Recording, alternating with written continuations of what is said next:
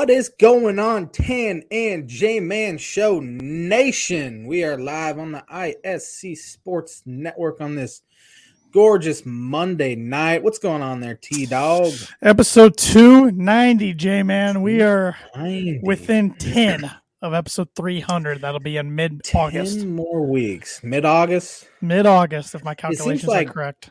I'm trying to think. When did we hit 50? Because I want to say we did something when we hit 50, and then I want to say we did something when we hit 100. Right. 290. They all kind of blend in anymore. They do. I was pleasantly surprised. I think when we did 200, it somehow landed around our college football preview, which made it really difficult. This one's about 2 weeks prior to that, which will be good. So we'll be getting prepped for football, but we won't be there quite yet. So that'll be nice. But 290 episodes. Yeah, not a lot going on. Enjoying the weather. Yeah, that's about it. Got some sun this weekend. Got a little sunburn on my back. Nice. Feeling the effects today, big time of that. So yeah, you and I both are those people where they tan and it burns and it immediately turns to tan. Yep. Correct. We're very lucky. But the back's itching today. It's like in that itching stage. It'll probably peel later this week. It'll look disgusting, but then we'll be good to go after we get out of that stage. But I learned my lesson from not applying sunscreen on Saturday. Definitely applied it yesterday when I was out around the pool. So because I was burning through my shirt yesterday. I'm like, if I'm gonna swim today and be out around the pool, I gotta like bathe in sunscreen. Yeah. And I found some 50 around the house and sprayed that stuff all over. That's the one bad thing about being bald at 30 is you have to butter your head when you go out in the sun. Yeah, better be safe than sorry. Lather that stuff on, or you'll be miserable. Yeah, that wouldn't be fun. A sunburn on the scalp. Yep, and I used to be like a big hat guy too, and I'm no longer a hat guy for whatever reason. So I just get burned, and I complain about it, but I don't change anything. I'm still a hat guy, but I still get burnt too. Not on the head, but I mean just overall. So, but I got some birdie bogey for you this week. Big birdie bogey week 4 to you.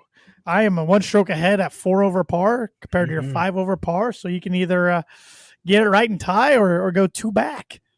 NBA question. Wow, great.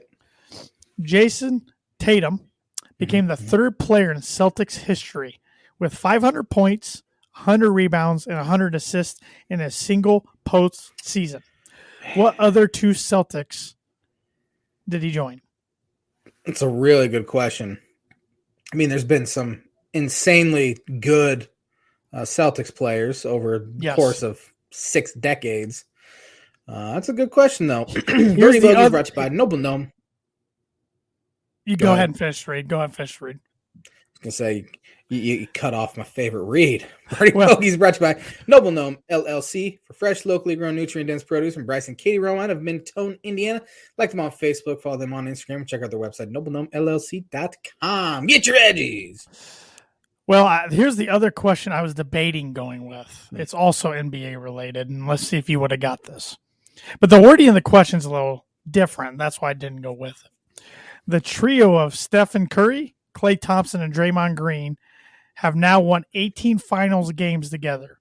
That's one shy of matching the most by any All-NBA trio in the last 50 seasons. The All-NBA trio, I thought, kind of threw this question off. But so they had named that trio. Over the last trio 50 won years? 19 games as a trio over the last 50 years. 19 finals games. I mean, it'd be easy to say Jordan, Pippen, and Rodman. But you'd be wrong. I'd be wrong. Would it be man, that's a good question. Would it be Magic, Kareem, and Worthy? Nope. Good to guess though.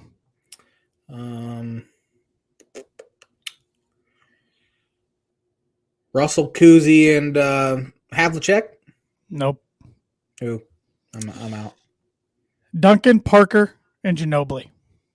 Oh, man, I should have gotten that one. And I am frozen on my end again, J-Man, so I'm going to remove myself and put myself back in the... All right. Let's see. What should we start with tonight? I mean, we can talk some NBA. I mean, we're talking some NBA right there. We got the Warriors and Celtics are tied at one game apiece. Pretty epic comeback and epic collapse by Golden State happened on, I believe that was Thursday night. I didn't watch a whole lot of the game, but I checked the score and Golden State was up 10 in the third quarter, and I checked back and it's a 20-point Celtic lead with like a minute left in the game. It was pretty epic fourth quarter by by the Boston Celtics. They ended up winning by 12. Yeah, the Celtics outscored them 40-16 in Golden State in the fourth quarter. That's pretty impressive. And they did it without Jason Tatum doing anything. I mean, he had 13 assists, but he only shot 3 of 17. Jaylen Brown was fantastic for him, shot 10 of 23. Al Horford, I've been hearing some Hall of Fame buzz for Al Horford, which would be crazy because you never really think of him as being this elite type of player, but man, he's been good for a long time, and he's been fantastic for the Celtics down this stretch run. Marcus Smart, best on-ball defender in the league. He's having a great first two games. Derek White, cool story about him. He scored 21 off the bench on Thursday. He did not have a single scholarship offer coming out of high school. Ended up at a JUCO and then transferred to, I think he was out of Colorado. And then he ended up becoming a first-round pick after just playing a year or two at just a year at Colorado where he averaged 18 points a game. Became a first-round pick, and now he's this really good bench guard for the Boston Celtics. I mean, he's averaging 11 points a game for them this year, 13 overall. He started with the Spurs. So pretty cool story there. But as far as the game last night, I didn't watch any of it. I just kind of checked the score.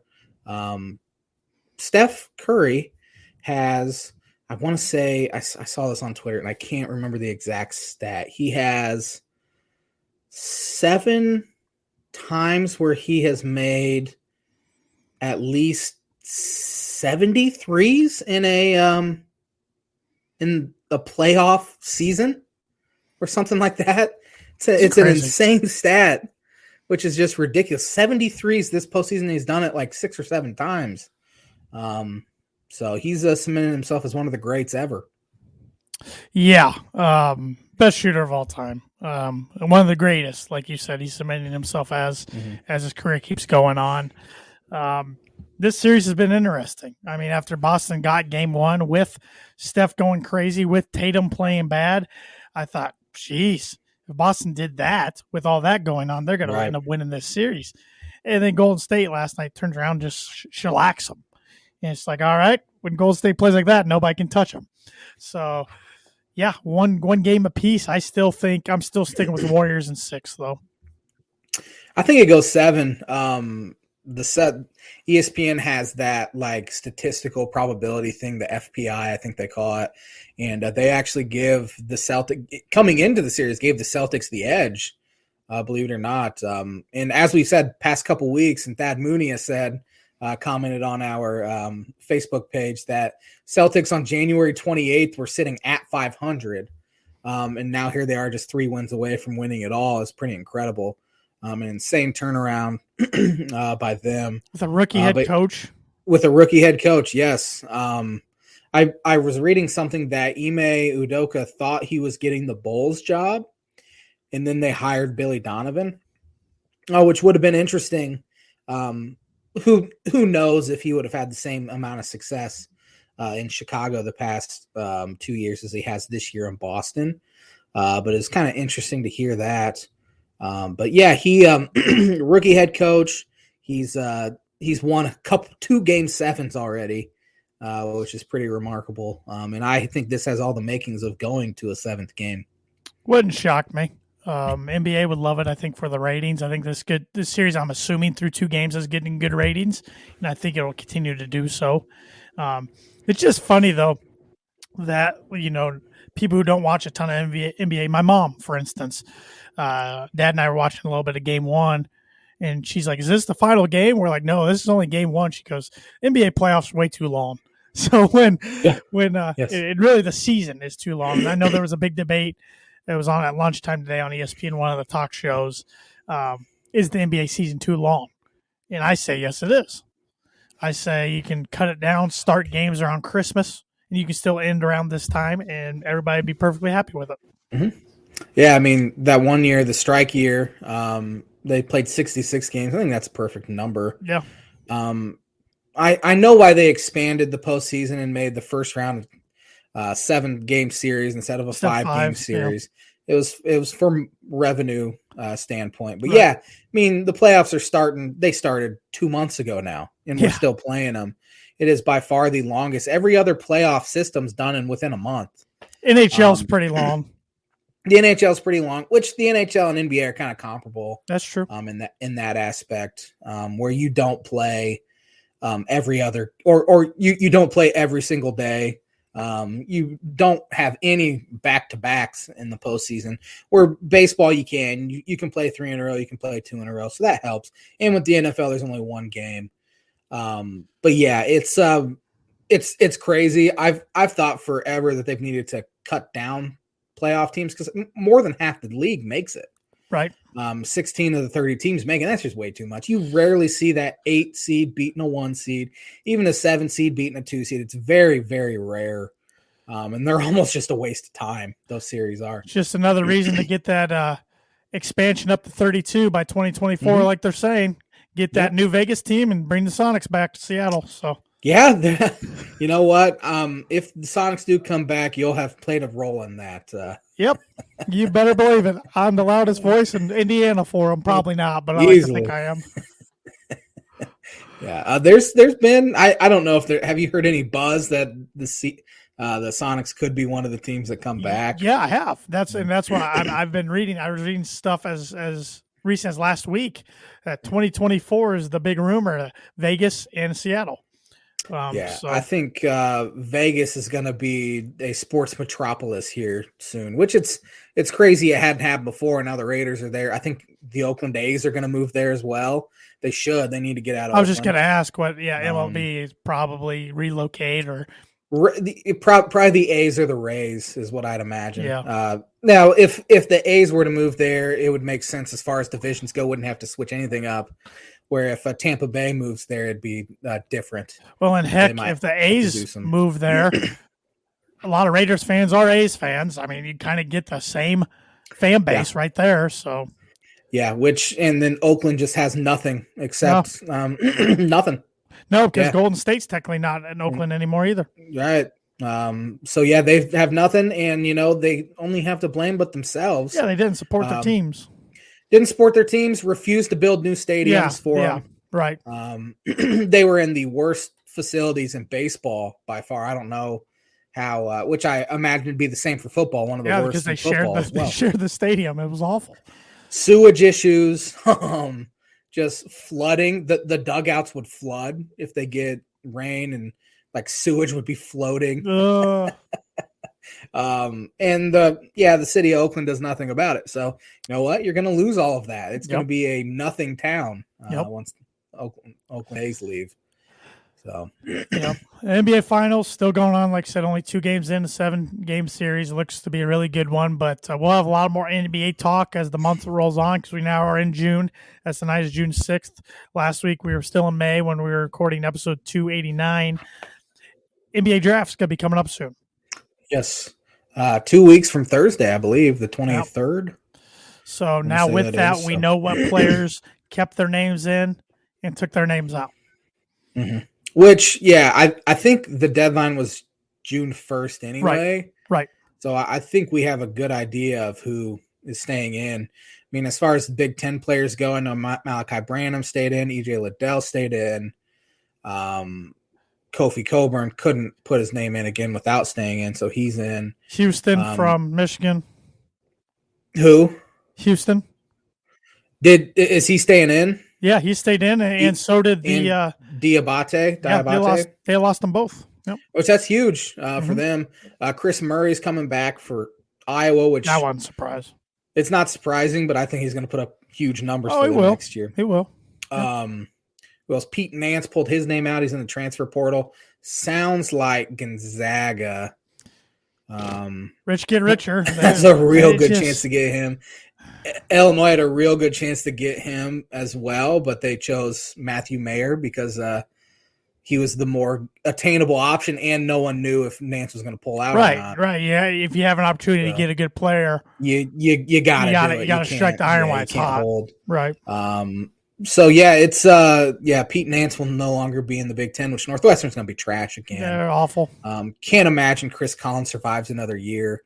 Even that team that went to the NCAA tournament, they probably shouldn't even been in the NCAA tournament. Kind of got the sympathy thing. So Northwestern back to being the cellar dwellers of the Big Ten is not doesn't make me too upset. They won't be good in football, I don't think either.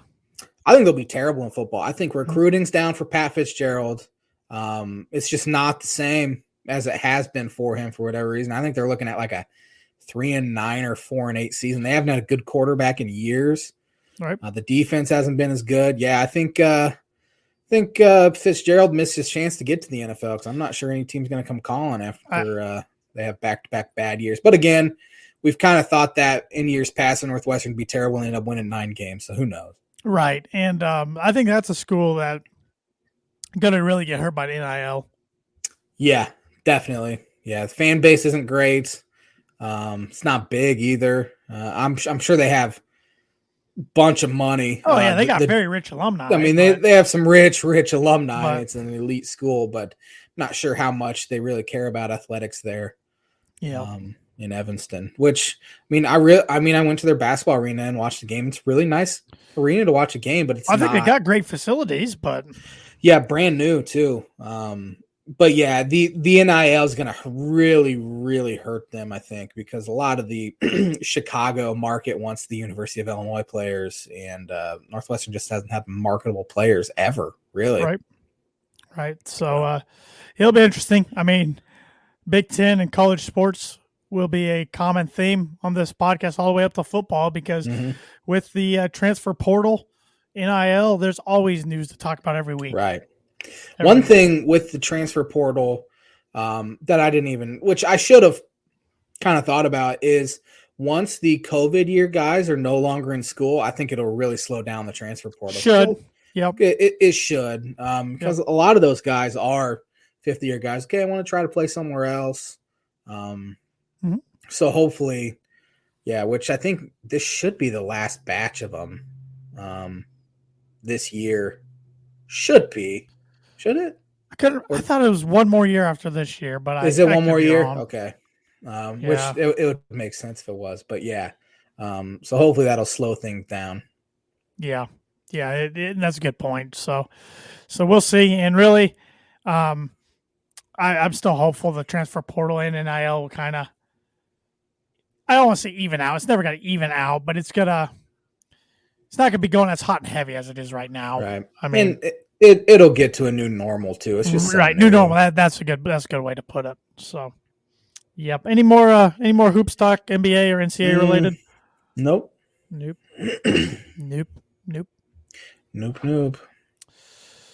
Well, this is something that I meant to talk about. We meant to talk about a couple weeks ago.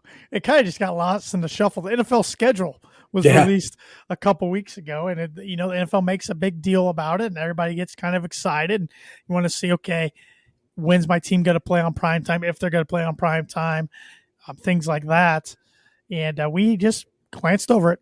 Yeah, got to talk about it. Yeah, we were going to talk about it, and then we ran out of time one week, and then we just kind of forgot about it because no one's really talking about it anymore. But yeah, the NFL schedule has been released. Yes. How many primetime games the Dolphins get? The Dolphins got a Sunday, a Monday, and a Thursday, I want to say. They play Pittsburgh on a Sunday. Oh, they didn't get I don't think they got a Monday, but they are one of the 3 games on Christmas Day. That counts. So that's a prime time. It's against the Packers, which that was one I was like, man, I want to go to Miami to watch Dolphins and Packers play, but Christmas Day kind of takes that away from me. But yeah, so that's like the early, like noon Eastern CBS. Denver plays on Christmas Day as well. Yes, too, at the Rams on that's the CBS 3:30 or 4:30 or It's whatever. probably, the one following the Dolphins, unless that's on Fox. But the Dolphins might be on Fox because I think Fox, CBS, and NBC each have one. Yeah, because it's usually the NFC team on the road gets the Fox game, and the CBS team on the road gets the CBS game for whatever reason. Yeah, it's 4:30 Denver and the Rams on Christmas. Yep. Yeah, Denver, of course, got a lot of primetime games, but that helps when Russell Wilson becomes your quarterback. Correct. They start the season with it's a lone Monday night game this year in week 1. They're doing a doubleheader in week 2. Why is that? Did they say? I don't know. I never heard the reason why. I'm not upset about it because I usually Denver's placing that second one on Monday night to start the season. It gets over like at 1 or 1:30 Eastern time. But they will be heading to Seattle to start the Russell Wilson era against his old team, 8:15 on that Monday night on September 12th. I don't like that. I figured that was going to be a primetime game, but I was hoping it was going to be a little later in the year because it's a game I think later in the year. I don't think there's hardly any chance Denver loses that game. Week 1, you never know. Right. I mean, new offense, new system, new team, emotional environment. Yeah, it'll be. I don't know if it'll be quite like Peyton coming back to Indianapolis, right? But it'll be pretty raucous. Yep. Who knows who's going to start at quarterback for Seattle? Sounds like Geno Smith is quite a bit ahead of Drew Lock at this point. Yep. But it could be a Drew Lock revenge game. Yeah, he'll throw like 550 yards and 6 touchdowns or something. Noah Fant catches 5 touchdowns. But they also got week 3 Sunday night home game against San Francisco 49ers. A week 5 Thursday night game at home against the Colts. Week 6 Monday night game at LA Chargers. And then they have a London game at Jacksonville. You know how that goes. Yes, I do. And then they have a later in December, a home game, a Sunday nighter against the Chiefs. So they are maxed out on primetime games at the moment. Yeah, that's what you get when you get a superstar quarterback coming in. It helps. Oh, big time. Big time. Show. But Colts got a couple primetime games. I want to throw that in there because they hadn't had a home primetime game in a long time. And they finally got, I think, 2 this year. Yeah. All their primetime games are always on the road. It does seem like they're always on the road, doesn't it? Yes. They got, I think, 2 Monday Nighters maybe. There are 3 teams in the NFL that Matt Ryan has never beaten. One of them's obviously the Atlanta Falcons. Right. I think the other one's the Jacksonville Jaguars.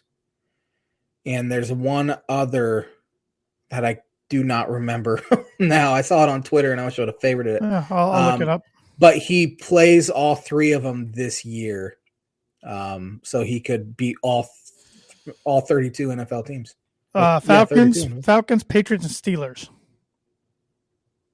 No, that doesn't seem right. That doesn't sound right. That's what it says right here. Really? CBSSports.com. I'm pretty sure one of them's Jacksonville. I don't know why. This is June 2nd, 2022. Matt Ryan could become first quarterback in NFL history. Oh, wait. No, I'm sorry. Matt Ryan could become first quarterback in NFL history to lose to all 32 teams. Lose? Oh, okay. Yeah, I was wrong. And that would be one of them is Jacksonville. He's never suffered a loss against the Raiders, Jaguars, and Falcons. Raiders, there it is. Yeah, so what the heck was the talk about? Something was amiss. What was the talk about? There are only 3 teams he's never beaten: Falcons, Patriots, and Steelers. Okay, never beaten the Patriots. And the Colts face the Steelers and Patriots. Well, so he could have lost and beaten all 32 teams except the Falcons. Oh yeah. Which the Colts don't face this year, so it's a Monday. Yeah, it's confusing. There's a lot of confusing wording in that article. But Matty Ice, Indianapolis will be interesting. I got Matty Ice. I think they're the favorites for me at least to win the AFC South. Yeah, I think it's gonna be a terrible division because I don't think the Colts are gonna be that good. I don't think Matt Ryan moves the needle that much. I don't think he's an upgrade even over Phillip Rivers at this point. Well, how about over Carson Wentz? No. Okay. I would say they're pretty similar. Ryan hasn't put up a good year in about 5 or 6 years. Well, the Jaguars aren't ready. I mean, they might be ready in about 2 years, maybe. They got a better head coach, but that doesn't take much. A-Rock is a better NFL head coach than Urban Meyer. And a better head coach than who Houston has as well. Yeah, Houston's a mess. And then Tennessee I don't know. They don't scare me like they did 2 years ago. No, their offensive weapons aren't that great. Traded A.J. Brown. I don't think Julio Jones is signed anywhere. He has not. He's there. Derrick Henry's obviously a beast. Ryan Tannehill had a bad year last year to the point where they drafted his heir apparent, and he refuses to mentor. Help him on. He's pulling a Joe Flacco. Yeah. But the defense still should be good. I think it'll be a pretty even race, and I think a team at like 9-8 will win that division. But it's not going to be Houston, I'll tell you that, or Jacksonville. Yeah, there's going to be some interesting division races. I mean, I think both West, AFC, and NFC West will be interesting for sure. AFC West. AFC West definitely should be the best division of football. Should be. I think. Should be. Kansas City obviously be good. Denver should be better. Chargers should be good. Raiders should be pretty good too. Yeah, I know. And the Raiders have a new head coach. Yeah. Denver has a new head coach. Yeah. I think I think the AFC East, I think the Bills are still the best team in that division, but I think the Dolphins are the clear number 2 at this point. I don't think New England's that good. They were kind of a fluky 10-win they did make the playoffs last year. They did, but they were terrible at the end of the year. I don't think Mac Jones is that good. They have a good defense like they always do. They kind of limped to the finish line, losing to the Colts, Bills, Dolphins, and then getting killed by Buffalo in the wild card round. But yeah, you look at the teams New England beat and that they won 7 in a row. Jets, Panthers, Browns, Falcons, they did beat the Titans and the Bills. Yeah. But not a whole lot of world beaters there. Right. And the AFC North, I think, will be intriguing. I mean, the Bengals, almost won the Super Bowl. Can they repeat that effort? Yeah. Ravens, I look for them to bounce back. Steelers, no idea. No Big Ben anymore there. And then Cleveland, I don't know what to expect out of Deshaun Watson, assuming he can even play all 17 games. Especially because more women are coming out against him. Right. A 23rd. They still have Baker they could go to. They haven't got rid of him yet. And that'd be a disaster. After this entire offseason of trying to replace him and trade him, and then they have to start him. Right. The Browns are going to brown. It's true. They're a joke of an organization. It's true. And they somehow didn't even finish last in their division last year. Baltimore did. They're 8-9, which is crazy. But yeah, Pittsburgh, they were bad last year. Shouldn't even been a playoff team, and they made it. Then you had Trubisky, and then you have the former Pittsburgh Kenny Pickett. I forgot Trubisky was even there. I was already saying the Pickett era has begun. I forgot. Yeah, Trubisky which I assume Trubisky will come into the year. He should, because he got that contract. But right. One thing's for certain, I think the NFC North is going to be terrible. Besides the Green Bay Packers. I think the Lions, Bears will be awful. Who knows about the Vikings? They'll probably be mediocre at best. Right. But yeah, NFC West should be good. Both West divisions should be the best in football this year. Yeah, it kind of takes Seattle out of that, and those other teams should be pretty good.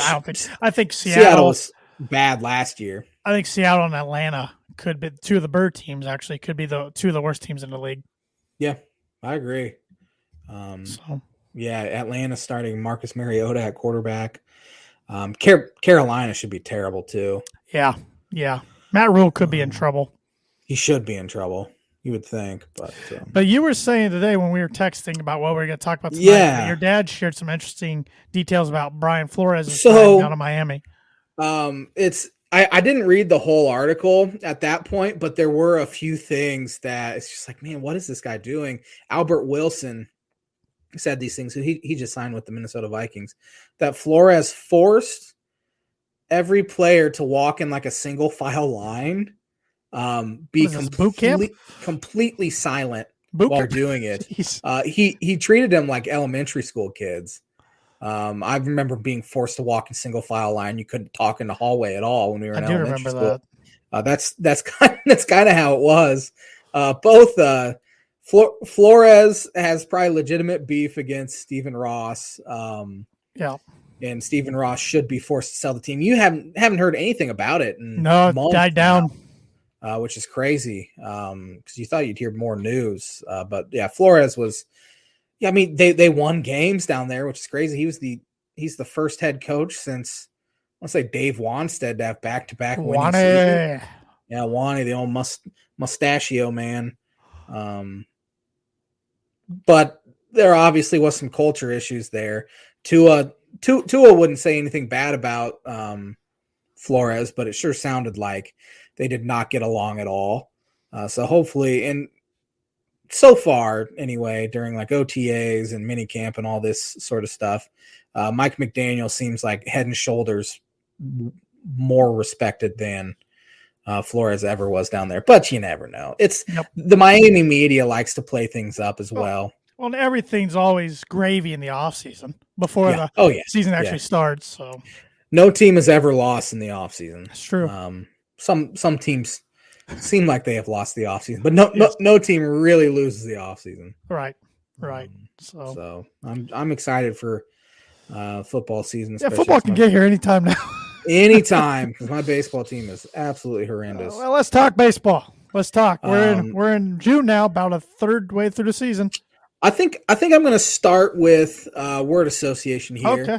So the NCAA baseball tournament is going on right now. So that got me thinking, what players, notable players over the past 20 years, 25 years or so, 30 years even, won most outstanding play or the MVP of the college baseball season according to Baseball America. So I'll go down this list starting in 2013. Chris Bryant. Yeah, he's pretty good, isn't he? One-time MVP around the league. Can't stay healthy. Just can't. I mean, it's not always the same injury either. I mean, he's getting paid well to sit on the DL right now. He is one of those guys where his swing is so mechanical that if something's off, like physically, he's not going to produce. Mm-hmm. He's slightly banged up and he'll go through a terrible slump. It's crazy. Mm-hmm. And really it all changed when he got hit in the head against the Rockies, actually back in 2018, I want to say that was. Got hit in the schnoz, and he missed a few weeks with a concussion and all that. Hasn't really been the same player since. He's had some good stretches. Last year he was good in the first half, but it always seemed like he'd slow down and he'd have some injury issues. He's just been kind of banged up. It's kind of sad. Mm-hmm. Trevor Bauer. What university you go to? UCLA. He and Garrett Cole were in the same rotation, and Garrett Cole went 1 in the draft. Trevor Bauer went. That's pretty nasty. 3. Feel bad for the Pac-12. Garrett Cole hated Trevor Bauer so much because Trevor Bauer is like an extremely unlikable guy. Yeah, he's an extreme. No teammates liked him. At UCLA, he was ostracized in high school. Nobody liked him there. Nobody's liked him in Major League Baseball. And now he has these sexual assault allegations. Just does not seem like a very upstanding citizen. Kind of has a reputation that follows him everywhere he goes. Yep. Anthony Rendon. Where'd he go? Rice. Oh, the Owls. Baseball factory. Man, it's fun to hear where these guys went to school because I have no idea on any of them. There's some on here that I won't know unless I look it up. But he's a stud player. Fun to watch. Steven Strasburg. I do know that one, San Diego State. I do because we've talked about him on previous podcasts, how he and Bryce Harper were two of the more hyped up prospects I can ever remember. Yeah. I remember when the Nationals took him out of San Diego State, I'm like, they just got themselves a future Hall of Famer. And he hadn't even pitched a game yet. Had a fine career, but not what it could have been if he could just stay healthy. Yeah, he's just now working his way back from, I think he had Tommy John surgery. He's down in the minors right now rehabbing. And how old is he now? He's got to be 32. No, he's older than that. 34 maybe. So he's probably towards the end of his career. 34. Yeah. Buster Posey. Oh man, one of the most underrated baseball players I think in our lifetime. Great catcher. Where did he go to school? Florida State. Florida Seminole. Believe. I was gonna guess somewhere in the West. Yeah. So, yeah, he's fun to watch. I think he stepped away from the game at the right time. His body just couldn't really do much anymore. Yep. But man, he was good for so many years. He was. Just I think of those Giants year. teams. I think of him and Wilson with the beard. Yeah, Brian Wilson. Yeah, Brian. Yeah. David Price. David Price. Man, he was so good for the Rays for a while, then pretty good for the Red Sox. Then he's injuries have kind of caught up to him too. Where did he go to school? Vanderbilt. Vandy. Number 1 Commodore. overall pick out of Vandy. Yeah. Commodore. Baseball powerhouse. Andrew Miller. Oh, man. I loved him when he was on the Yankees. Yeah. He was nasty in 15, Indian, 16, 17. Yankee, Indian, Guardian, whatever. He wasn't a Guardian at the time, but where did he go to school? He went to North Carolina. Well, Tar Heel, another. Yeah. I mean, of course, all these are going to be good baseball schools because we're talking about College World Series and most valuable players, but. Yep. Alex Gordon. Man, I'll never forget him being a bust for my fantasy team, like two different years, because he was another hot prospect in Kansas City. Yeah. And, he's been a fine player, but nothing like I thought he was going to be. No, he was kind of a bust at first, and then kind of became a good left fielder there for a while. Gold Glove, yeah, he had Gold Glove, but yeah, out of Nebraska. Yeah, feel bad for him. Yeah, Mark Pryor. USC, I know that one. Yeah. Right? Okay. That's right. Wait. I was so quick to pull the trigger on that one. What could have been, man? He was fun to watch. Him and Kerry Wood both were fun to watch at one time. Yeah. And that whole staff was fun to watch. He's the Dodgers pitching coach now. I knew he was with somebody. Yeah, you look at that 03 pitching staff, you had like 23-year-old Mark Pryor, 25-year-old Kerry Wood, 22-year-old Carlos Zambrano. That was looking good for Was Clement on that roster too, or that rotation too? Yep, Matt Clement was on it, and then they had Sean Estes, which Estes was terrible. But if that's your sixth guy, that was a really good rotation. Man, what could have been? They looked like they were set for years. Yeah, the day the thing sort of turned for Pryor is he took a line drive off his elbow. I'll never forget watching it because it bounced off his elbow and ricocheted so hard that Aramis Ramirez had to make a diving catch in like short left field. Ow. It rocketed off. Yeah. And that was kind of the day that kind of ended for Pryor, unfortunately. Man, it's unfortunate how that stuff happens to MLB players and just players overall in sports, like a kind of a fluky play and can change your whole career. Mark Teixeira. Big Tex, very underrated baseball player. Was pretty good everywhere he went. It didn't matter if he was playing in Atlanta, Texas, Anaheim, Yankees. Fun to watch. I bought his jersey back in 2010, and now I like to say it's a Gleyber Torres jersey, even though that's, considering depending on the week, I want to announce that or not. But Big Tex. I enjoyed his commentary on TV. I don't think he's with a channel right now anywhere, but he was with ESPN at one point. Yes, he was. Georgia Tech. Yellow Jacket. Pretty sure went to Georgia Tech. Yep. JD Drew. Oh, I just remember playing with him on any video game growing up. JD Drew, he's a member. I remember him as a Cardinal. He was part of some pretty good lineups, at least on video games. I couldn't tell you where he went to school, though. Florida State. Another Seminole, man. Yeah. Todd Helton. He went to Tennessee. I can tell you that much. Was starting quarterback at one time over Peyton Manning. And then Peyton Manning replaced him at a game at UCLA, I believe it was, early in the college football season, and never looked back. And greatest Colorado Rocky of all time. Easily, yeah. I think he might get in the Hall of Fame eventually. Maybe. Yeah, Larry Walker's in. But I don't consider him just a Rocky. He was also an Expo and a Cardinal late in his career. But Helton was, started his career and ended his career as a Rocky. So. Yep. That doesn't happen very often anymore. No. Jason Varitek. There's a name I haven't thought of in the past or in the past couple of years. Punch an A-Rod in the face. That was a huge moment between the. I wish baseball rivalries still had those moments. They just don't anymore. But, yeah, they're almost too good of friends now. Yep. Gone soft. Trying to think who's had some. Hunter Strickland and Bryce Harper kind of had that thing. Harper charged the mound and beat the tar out of him because Hunter Strickland's a no-name reliever who's with Jose the Bautista Cincinnati Reds right now. Get in that fight at second base against with Rangers. Odor. Manny Machado had some beef with Jordan Ventura, but Jordan Ventura passed away, so that's over. I thought Donaldson and Tim Anderson were going to get into it a few weeks ago, but yeah. Tim Anderson gets into it with a couple people. I think he likes to run his mouth a little bit. But yeah, there's no like the Red Sox Yankees. When's the last time they've had any sort of that rivalry went soft the last? Yeah, Cubs. Actually, Cubs and Brewers have cleared the benches quite a few times here the past few years. Nothing ever comes of it. But no Barrett and Przinsky, no Kyle Farnsworth moment, nothing like that. No. But I don't know how much we'll see that ever again. But where'd Veritek go to school? Georgia Tech as well. Yellow Jacket, man. So, yep. John Olerud. Wow. He would wear I remember as a Mariner, also Matt, but Mariner, he'd wear his helmet at first base. Yep. And I remember when it was real cold, he'd get the puffy jacket out. Yeah. I don't know why that was. He had something physical. I don't know either.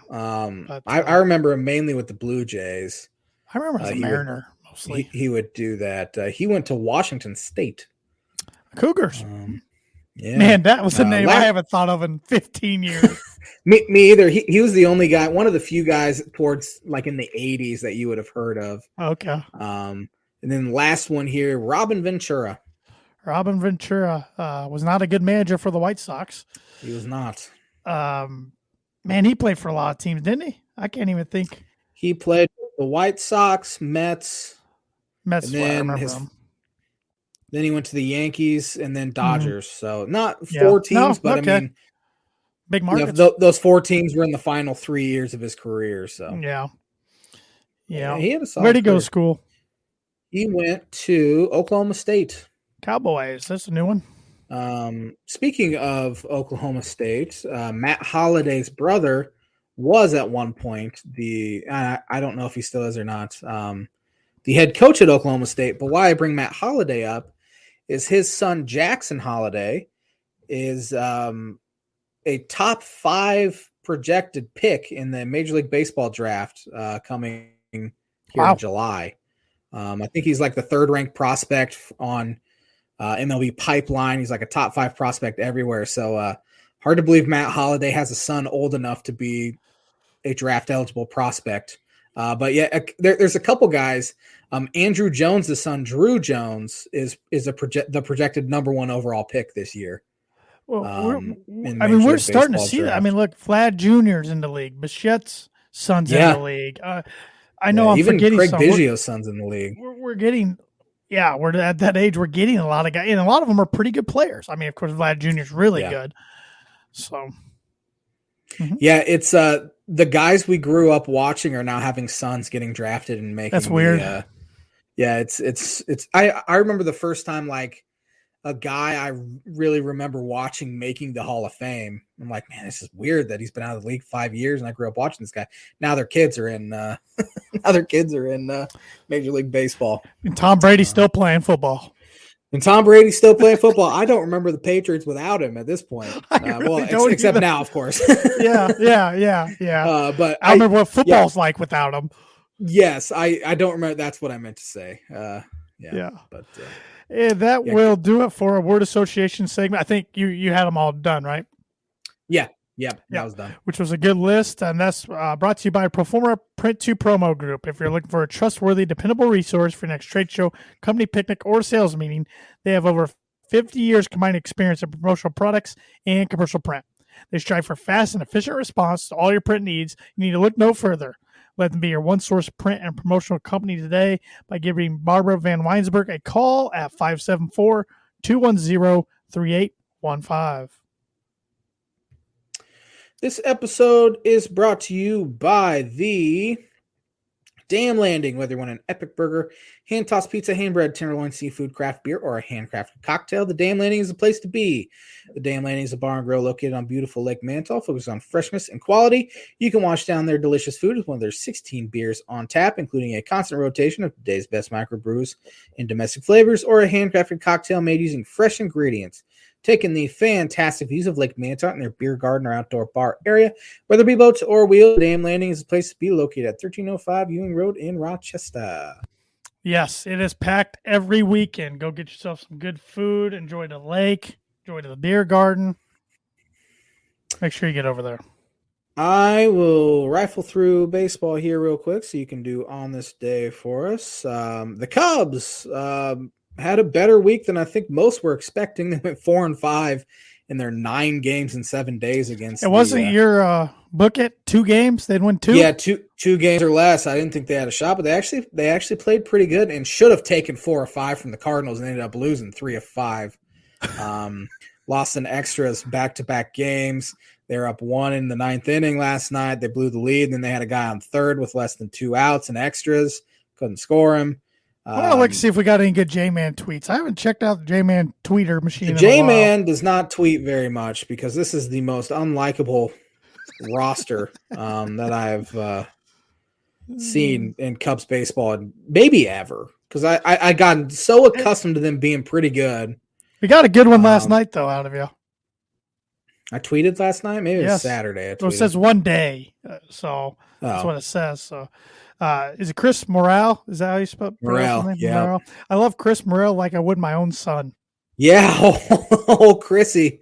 Chris Morale, 22 years old, set a Cubs franchise record for consecutive games to reach base to start a major league career. I believe he's at 21 games now in a row. And he came up like, okay, he's going to be up for a week because they needed somebody and he'll be sent back down. But he has forced himself onto the roster, and there's no way they can send him down now. He can play. He started games at second base, shortstop, third base, center field. He's walking, he's slugging, he's fast. He's brought an energy to a roster that had zero energy because they're all old minor leaguers that have gotten a shot. So he has been one of the bright spots here over the past few weeks. We have 2 more good ones I'm laughing at here. Do you even remember tweeting these? Nick Madrigal blows. Yeah. The Cubs should be forbidden from trading with the White Sox ever again. They fleeced them 2 times in the past 5 years. Yeah, that's true. That trade looks terrible. He is hitting.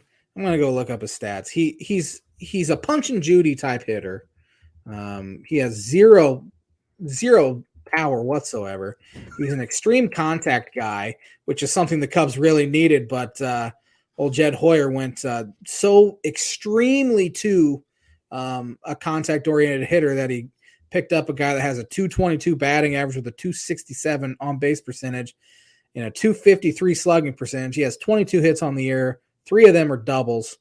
No triples, no homers. He's only walked 5 times. He has an OPS plus of 48, which is 52% below league average.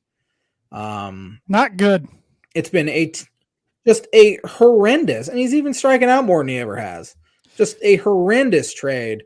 The other trade, of course, was panic trading Theo made, trading for Jose Quintana and giving up Eloy Jimenez and Dylan Cease. I still have the audio of your reaction to that one. Oh man, I warmed up to it like, okay, maybe they can win it again. They didn't win a World Series. Eloy Jimenez can't stay healthy, but he's a slugger. Dylan Cease has turned into one of the better starting pitchers in the American League. Stop trading with the White Sox. It's been bad. Your only other tweet was, and you retweeted this one from yourself. Yeah, I like to retweet myself.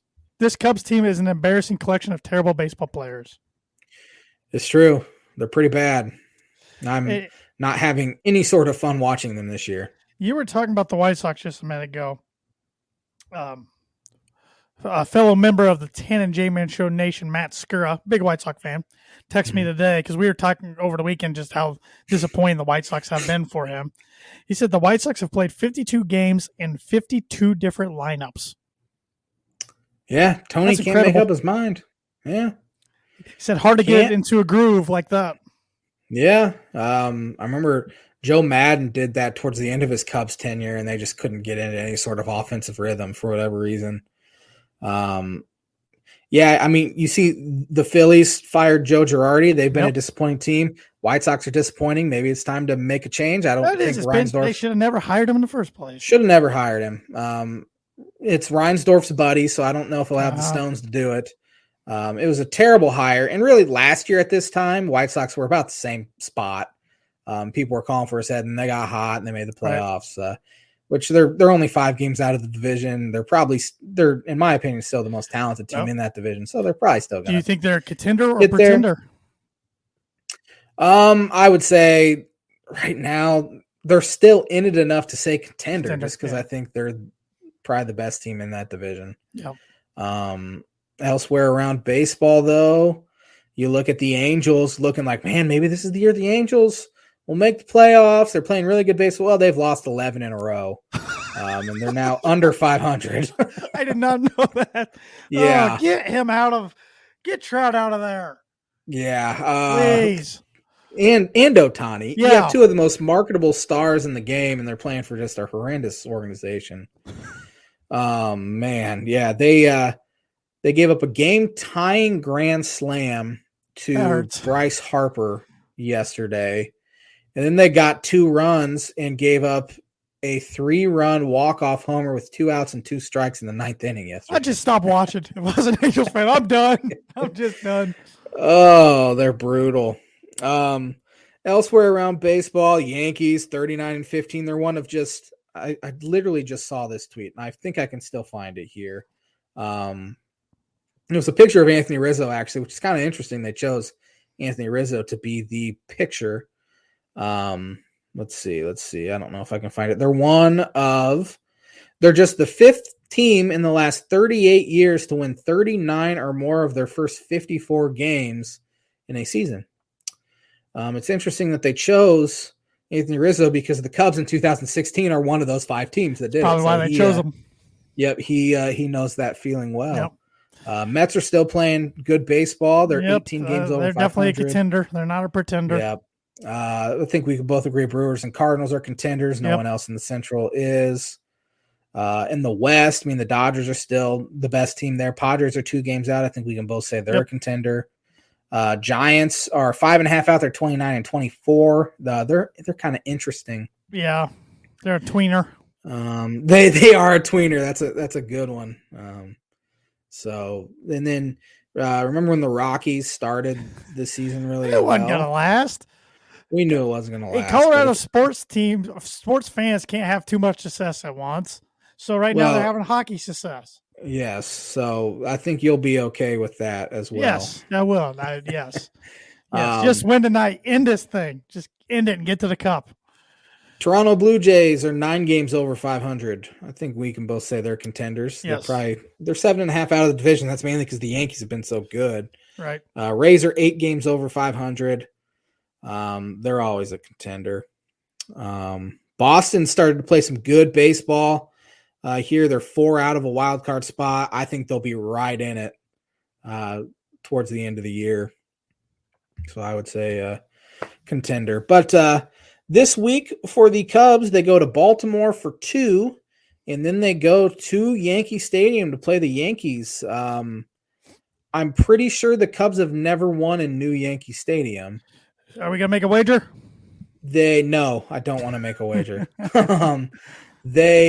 I think they've only played there once, though. In 2014, they got swept. That was a bad Cubs team. They were supposed to play there in 2020, but then, of course, COVID ruined that. Cubs have not beaten the Yankees since maybe 2011. Been a while. They got swept in 2017 in Wrigley. I got swept in 2014. So they should have beat the Yankees in 2017, and at Brett least Gardner twice. hit a huge home run. Yeah. Cubs were up 2, I think, and Hector Rondon hit a 3-run homer to give them the lead. And then that Sunday night game, I remember Cubs came back and tied it against Aroldis, and Schwarber made like a diving catch into the stands. Gosh, you have a good memory. But then they ended up losing in extras. J-Man's Booker prediction of the week this week will be the Cubs will get swept again in Yankee Stadium. I don't see any shot the Cubs get a win. I don't know. That run differential, that series, Cubs might be minus 15 in 3 games. They're going to lose by at least 5 runs in each game, probably. J-Man's Booker Prediction of the Week brought to you by Indiana Farm Bureau Insurance Agent Travis Watching for life, home, auto, business, renters, workers' comp, and farm insurance. Contact Travis at 219-869-4561. His email is travis.watching@infb.com. Hit me with that on this day real quick. Yes, on this day, sporting events on June 6th. I have not looked at any of these till right now. Let's see what we got here. Oh, boy.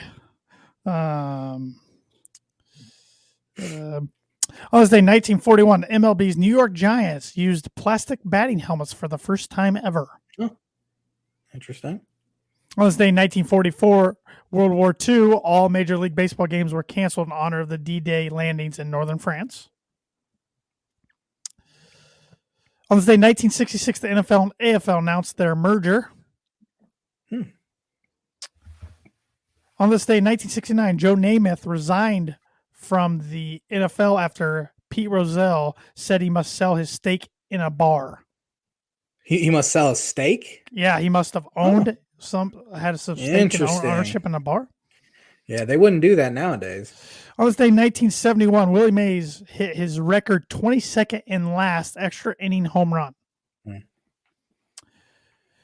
Who won the 30th NBA championship on this day in 1976? 76, huh? Yes. I'm going to go with the Lakers. Boston Celtics beat the Phoenix Suns 4-2. I didn't know Phoenix was around that long. I didn't either.